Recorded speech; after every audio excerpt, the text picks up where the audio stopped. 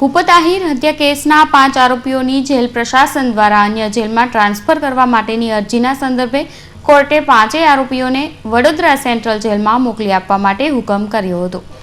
સૌરાષ્ટ્રમાં રહેતા અને પૈસા માટે હત્યા કરી નાખતા માથાભારે ભૂપત આહિર દ્વારા 7 જેટલી હત્યાઓ કરવામાં આવી હતી।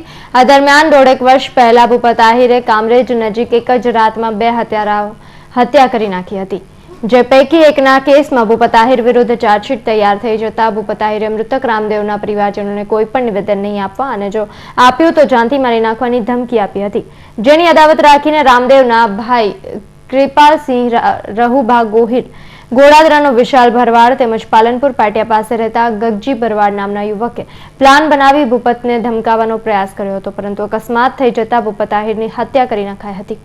આ કેસ ઉપરાંત હરીફ જૂથોના આરોપીઓ પણ જેલમાં હોવાના કારણે સુરક્ષાના ભાગરૂપે ટ્રાન્સફર કરવાની અપીલ કરવામાં આવી હતી, જેને કોર્ટે માન્ય રાખી હતી। Bureau report, Hind TV news, Surat.